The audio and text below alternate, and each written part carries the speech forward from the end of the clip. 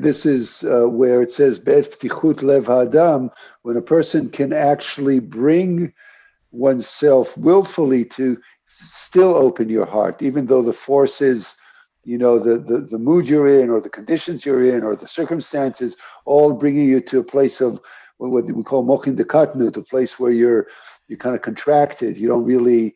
It's hard to have intentionality. It's hard to be mechaven. It's hard to attune. If a person nevertheless does it, that's even valued more because of the effort.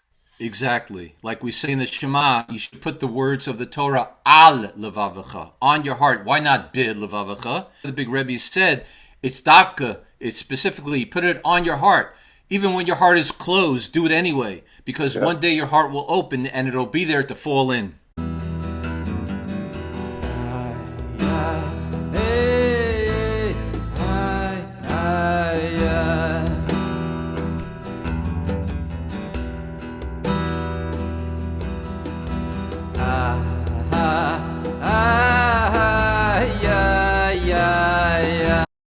Good morning to everybody on YouTube.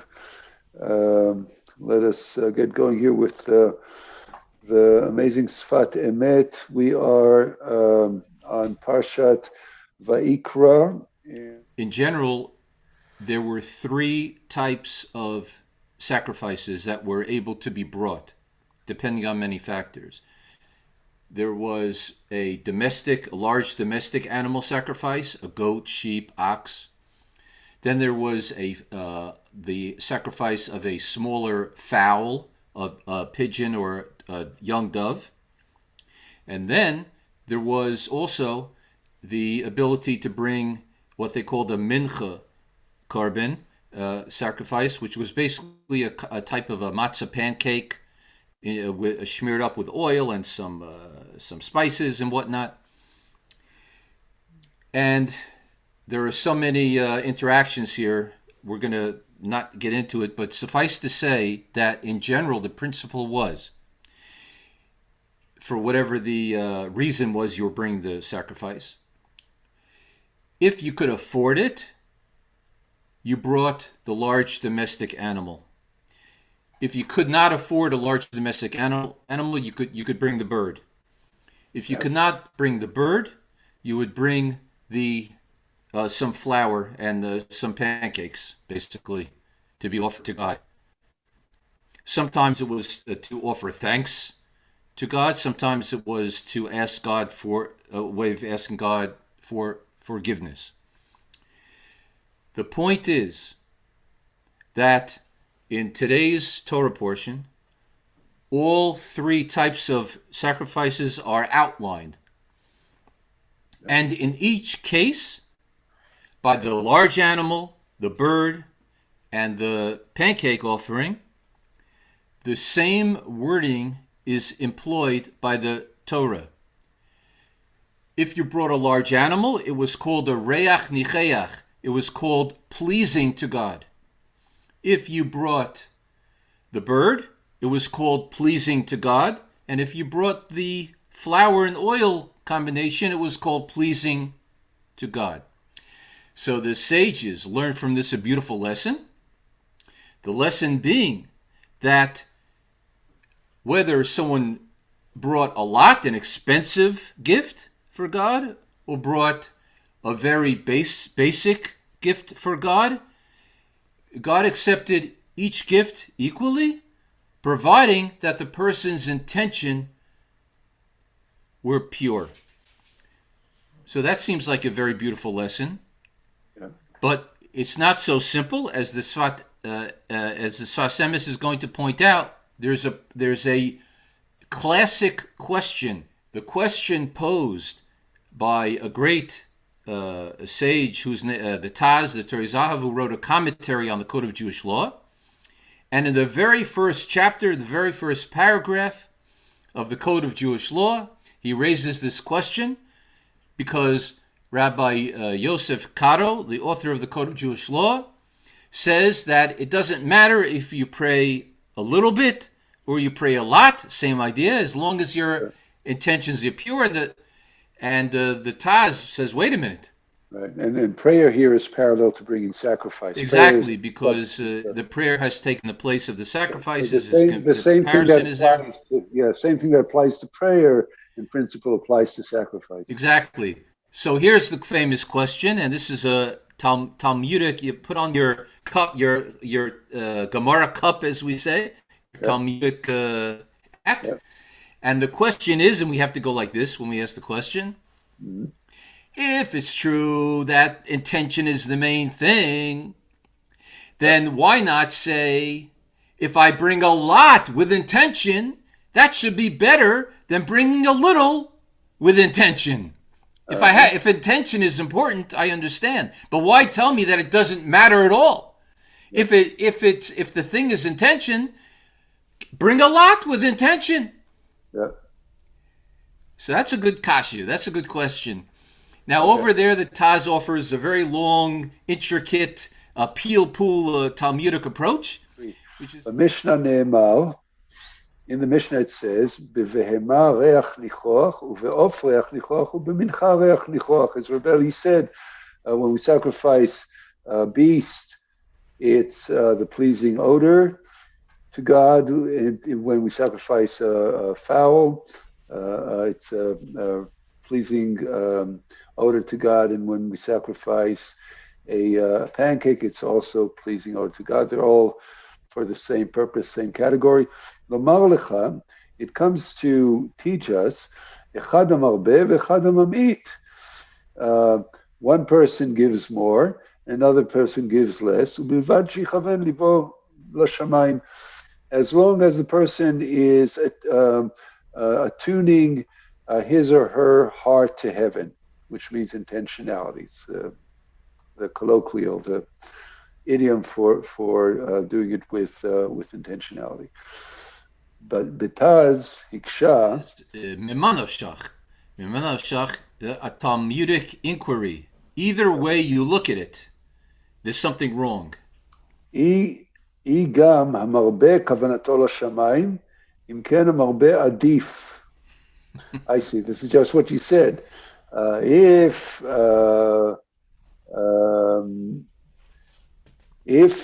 the one who brings more is doing Also, it with intention, right?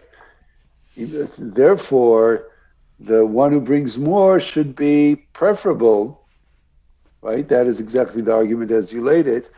Ayen sham shemiyashev betuv tam v'dat. So you can look up the Taz's opinion. As Rebbe said, it's long and detailed and clear. Betuv tam with good, it's a high quality elucidation of this issue. Afal piken nirad kushia mi'ikara leita. Even though it still is a question that is not resolved. Ki be'emet ein hafresh ben marbe lemam'it, because really there is no difference between one who brings more and one who brings less.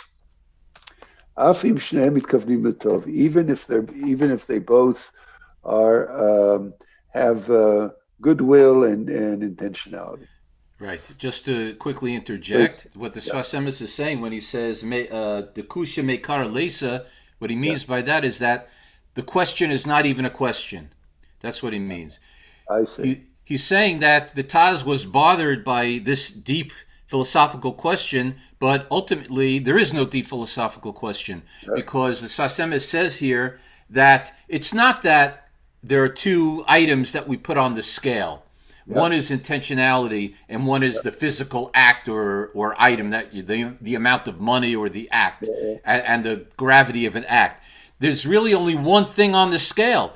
The gravity of the physical act or the quantity of the physical act doesn't even go on the scale. Right. He doesn't consider that as important at all. No, it's not even on the scale of what we're weighing here. So if that's true, there was no question, because it's not involved. Understood. So of course, he has to explain why that is. That's right. So it's like when we say comparing apples and oranges, it's like it's not even. So he pulls the rug from underneath it. Taz. Exactly. I guess a little chutzpah there, but it's okay. The Sefat Emet can. He's allowed.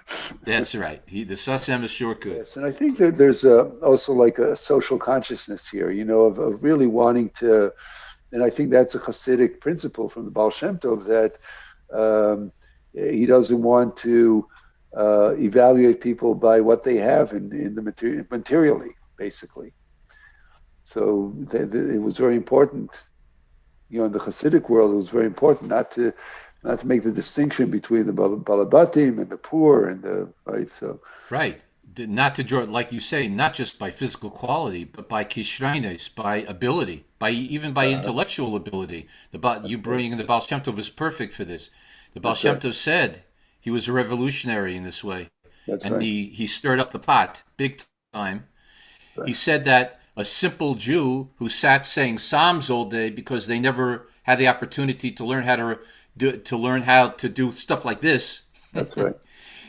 He said in God's eyes, their service was even more valuable because of their sincerity than the great Talmudic scholar who was busy trying to figure out all this minutia in learning. And he got a lot of flack for it. Oh He yeah, and Hasidim, they got a lot of trouble from the yep, establishment of the Jewish community at the time in the 18th and 19th century. right. כי בעבודת הבורא אין נפקא מינה בריבוי, רק בהתעוררות רצון אמת בלב. That's it. Because when it comes, this is the point, because when it comes to divine service, to spirituality, There's no difference, no effectual difference. there's no difference, there's no significance Right. to quantity, to a lot in terms of time, material, whatever you're bringing. Just what's essential is just the arousal of desire or devotion and truth in one's heart. That's right. And just to throw something else in there quickly, because what he's talking about, he's going back to the Taz. Now, that first paragraph of the Code of Jewish Law is talking about getting up in the middle of the night and mourning the destruction of the temple 2,000 years ago.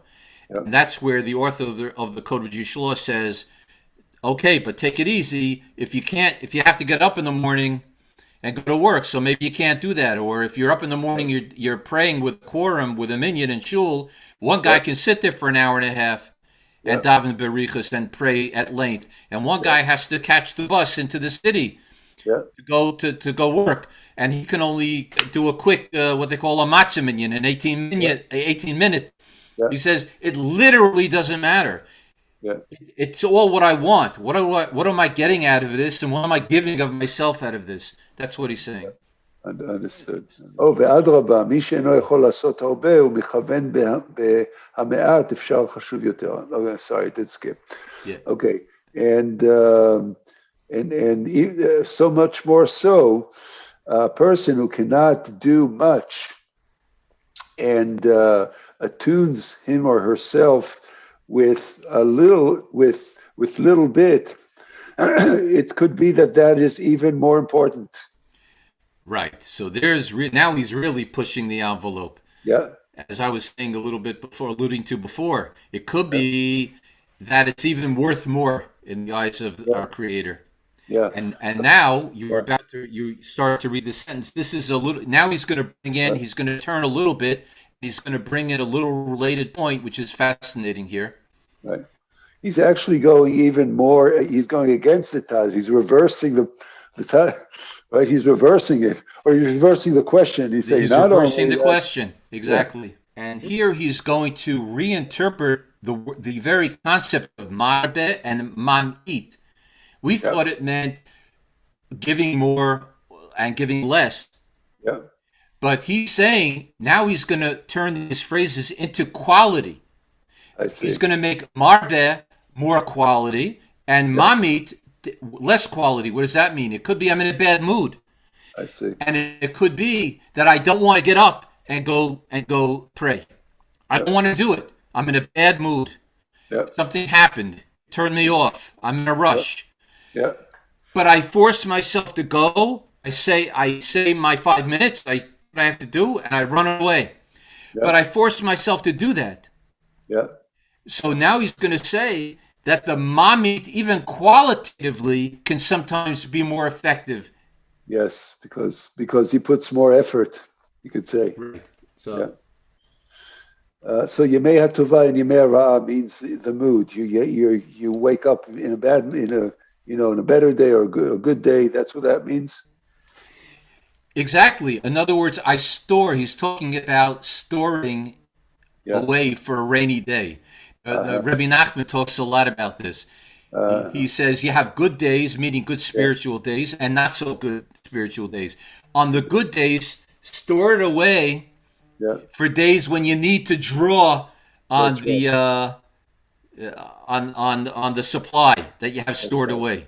Right. And this is where it says "Be'et ptichut lev ha'adam," when a person can actually bring oneself willfully to still open your heart, even though the forces, the mood you're in, or the conditions you're in, or the circumstances, all bringing you to a place of what we call mochin dekatnut, a place where you're kind of contracted. You don't really. It's hard to have intentionality. It's hard to be mechaven. It's hard to attune. If a person nevertheless does it, that's even valued more because of the effort. Exactly. Like we say in the Shema, you should put the words of the Torah al levavacha, on your heart. Why not bid levavacha? One of the big Rebbes said, it's davka, it's specifically, put it on your heart. Even when your heart is closed, do it anyway, because Yeah. one day your heart will open and it'll be there to fall in. Beautiful. Yeah.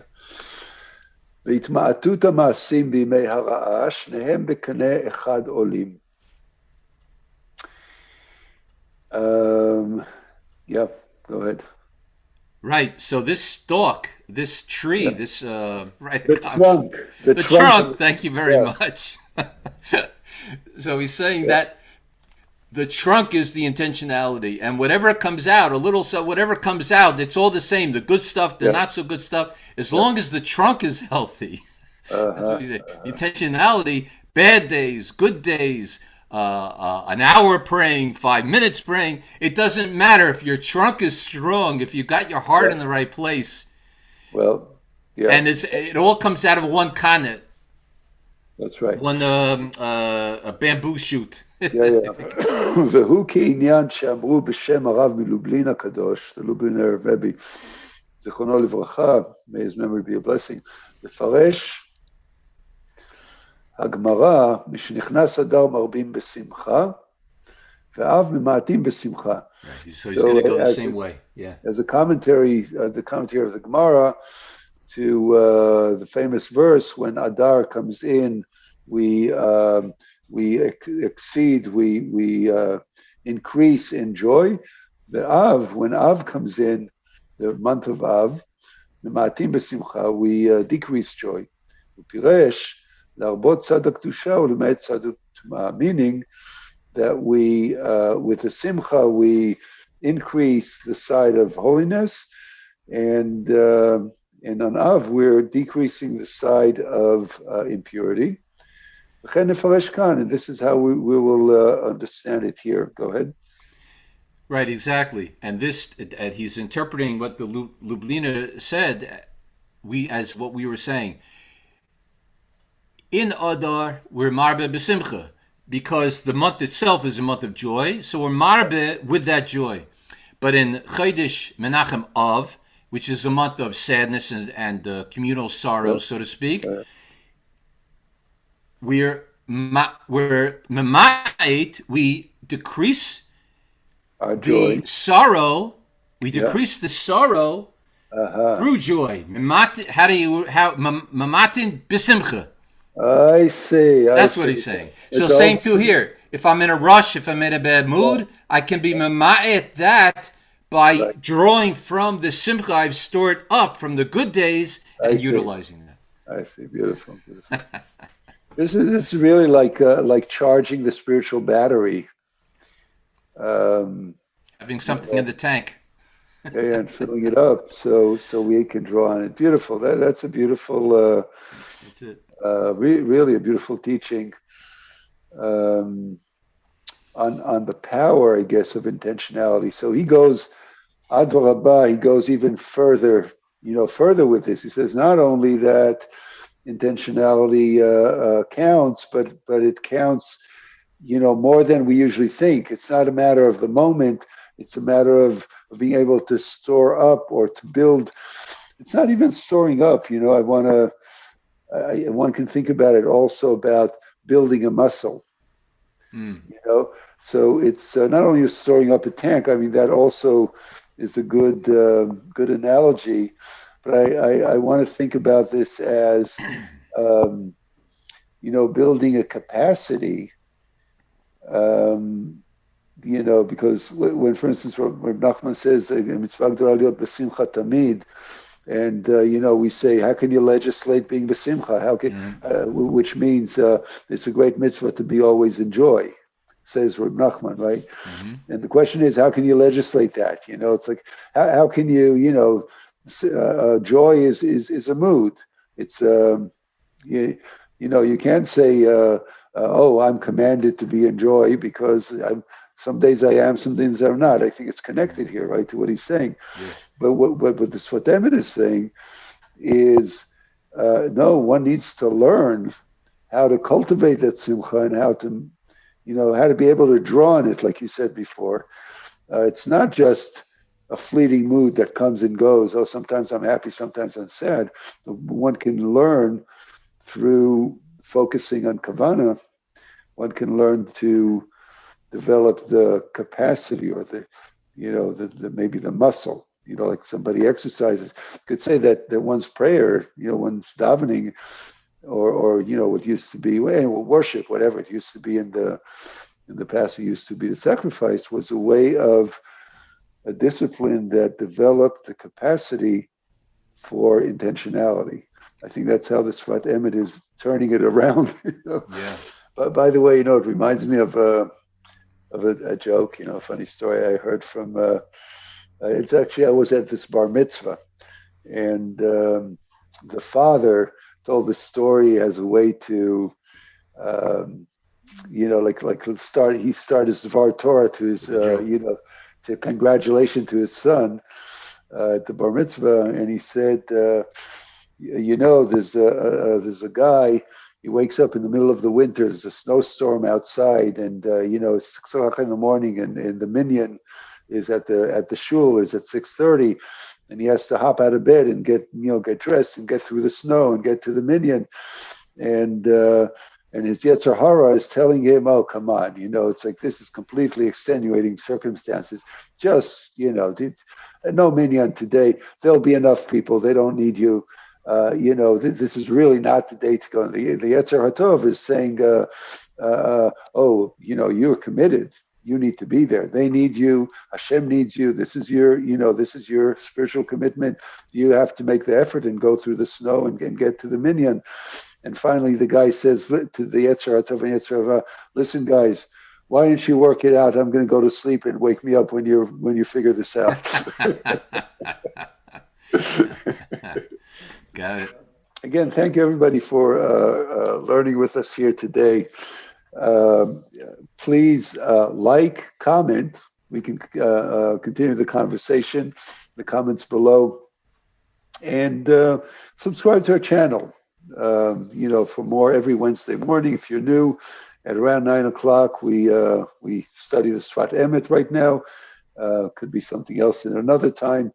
But join us for Chassidut. Click to subscribe. We'd love to hear from you. Shalom for now. When you go to the homepage of Sefari.org, you will click the Big Mac. Well, we don't do Big Mac, but the 3 lines in the top left, and you'll have the Sefaria library. Scroll down to where you see the classical texts, and on the bottom right of that section, there's more. You click more, then you go to Chassidut. You click on Chassidut, and you scroll down to the section that's called Other Chassidut Works. And in that block, you will find the Sefat Emet. Here it is in the middle for me, but it doesn't have to be in the middle for you. You just look for it. And then when you go to the Sefat Emet, it will have you on Genesis, but you don't want Genesis, you actually want Leviticus or VaYikra. So you're going to click on the drop-down menu and look at the table of contents here.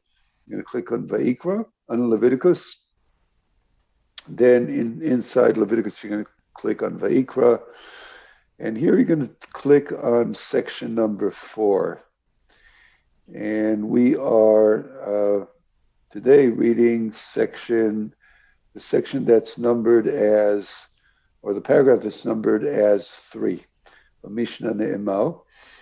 And for those of you who are viewing the YouTube, it's going to be up here. We're going to edit that and put it at the very end of the YouTube for your convenience. And I'm going to stop sharing and let's